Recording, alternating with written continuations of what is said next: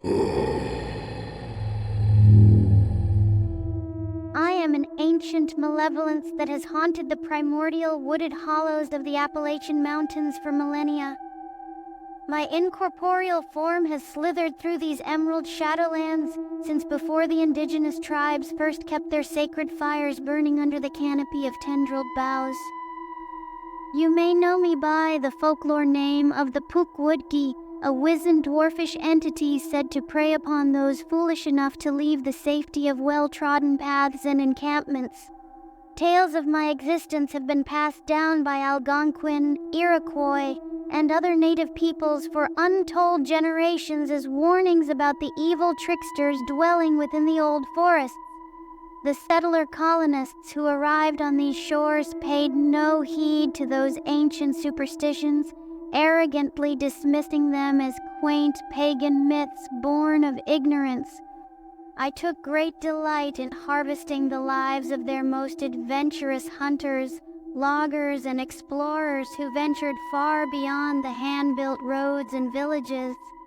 Their mangled remains would be discovered miles from any discernible trail or encampment, twisted into unnatural contortions by forces their European beliefs could not comprehend. But even the indigenous shamans and tribal elders never truly glimpsed the full horrific truth of my being and the dark machinations to which I serve eternal obeisance. For I am an infinitesimal shard of a far more malignant entity, a sentient darkness and void which views all terrestrial life as mere resource to be subsumed and metabolized for its ineffable purposes. Those familiar with my kind's presence describe us as living shadows, wisps and tendrils of supreme blackness that slither amid the spaces between day and night. We emerge from Earth's deepest rock, crevices and buried chambers when the veil between realities grows thin during certain lunar transits and magnetic field alignments. In forest glades and mossy hollows untouched by humanity's presence, we coalesce into semi-physical incarnations and set about the task that has animated our existence since before humanity's ancestors took their first scorched steps. In this partially manifested form, I resemble a gnarled figure of indeterminate age, hunched over and leaning upon a twisted staff of ancient oak wood. My limbs are elongated and spindly, covered in coarse hairs and gnarled protrusions of bark-like material. I have no true head in the conventional sense, merely a vaguely skull-like formation atop my torso mass, where two beady orbs of pure obsidian serve as unblinking eyes. When I draw nearer to an unsuspecting target in these woodlands, the orbs pulsate with an inner reddish glow visible only to those attuned to the ultra-terran resonances. To those in tune with the paranormal and arcane, I appear as a shadow entity rapidly shifting between realms and planes in sporadic, unstable increments. To everyone else, I prowl the forests unseen, unheard, and unknowable until it is far too late. My mission is not merely to harvest the spark of human life essences as some morbid end unto itself. No, I serve a far grander and more horrific agenda. Each time I extinguish the light of a living, intelligent soul, I transfer its raw life force energy across dimensions to feed and nourish the gestating presence of my ethereal master.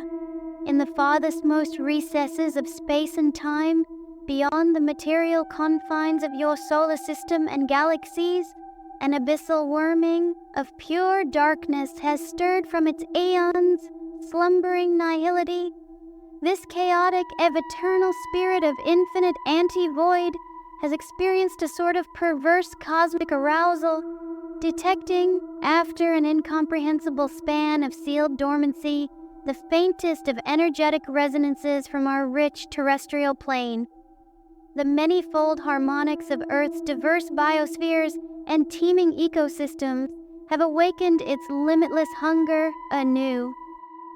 And so, across untold light years, it slouches once more in restless, dreamless emergence, reaching out hungrily through the known and unknown dimensions and planes of existence in insatiable search of fresh vectors for growth and replication. This is the loathsome dread harbinger to which I and my shadowed ilk pledge fealty across this realm. For every individual soul essence I reap and transfer beyond the veil, it heralds the steady convergence of our ancestral. For every individual soul essence I reap and transfer beyond the veil, it heralds the steady convergence of our ancestral masters, leading outer tendrils upon this planet. Each winking spark, surrendered to the infinite void, brings its nth-dimensional mass infinitesimally closer to the critical boundary where it can finally birth a portion of its omnivorous corpus directly into our terrestrial reality. When that epical threshold is crossed, the true unfolding apocalypse will be unleashed. The sections of itself this eternal darkness is able to extrude into our plane of existence will rapidly commence the consumption and assimilation of all viable biochemical and energetic resources. Like an invasive fungal mycelium, its interwoven matrix of multidimensional pseudopods and cilia will liquidate and break down all biological matter into a primal slurry to facilitate its rapid cycle replication.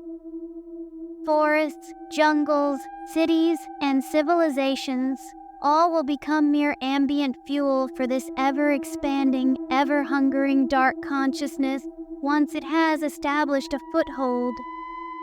In mere years or decades, it will have metabolized the entirety of Earth's biosphere reserves down to the final mote.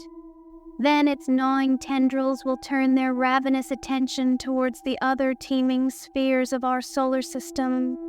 Untold eons in the future, if this vile sentience is not vanquished, it may slough off pieces of itself across interstellar gulfs to other life-bearing oasis worlds. Like a viewless eldritch mold, it will go on assimilating and replicating in a pirouette of perpetual consumption until even entire galaxies are metabolically subsumed. The end point of its gluttonous trajectory is the utter consumption of all matter and energy until its infinite formless body is the sole residue of all cosmic creation. These are the truths that would shatter the sanity of ordinary mortals, yet I paradoxically embrace them with conviction born of uncompromising. While I may physically resemble the corporeal entities stalking these woodlands in search of vulnerable prey, my existence is more akin to an autonomic ganglion within a grand galactic neurology. I see not through the paltry senses of terrestrial optic vehicles, but rather with a sort of extra-dimensional perception that renders multiple planes and tiers of physicality as a sort of shimmering simultaneity. The towering deciduous flora, the sun-dappled underbrush, and roving game animals of these forests are not the true environment I inhabit, but rather mere visual artifacts of a far deeper cosmic reality, visible only through my obsidian orb nodes. From that elevated vantage of sense, the material realm we both currently occupy is effectively an ephemeral holographic residue, an artificially constrained subset of a far vaster infinity of planes and dimensions that continuously bleed into and lacerate one another in an anarchic, kaleidoscopic free-for-all.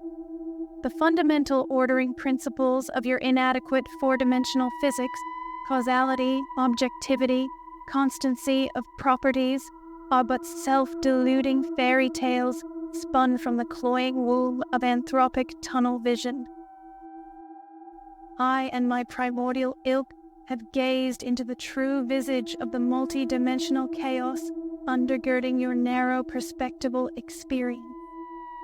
We have seen the voidful immensities beyond your paltry event horizons, where gnawing madnesses and hungering infinities belch forth the very mathematics binding your tenuous pocket realities. It is not a place where life as you fecklessly conceive it can possibly endure for more than a cosmic instant. And yet, that is the hatched primordial plane from which we were born into substantive being as errant ethnic appendages and factotum, semi-autonomous components within the labyrinthine fractal geometries of our infinite celestial master's antediluvian psyche. We are living metronomic cycles in the space between worlds, transient anchors facilitating its re-emergence into your dimension's thin hyperplane of illusory matter and energy. As I traverse what your parochial sciences would term the ecosystems and trophic strata of these ancient forests, I material only as a sort of semi-permeable temporal chimera, a momentary slipstream shuttle existing outside the causal bubbles adhered to by the merely physical denizens around me. I ghost between instants of perceived temporality, hungering for the vital spark of consciousness from my fellow bivouacked entities in service of profaner metaphysical hungers.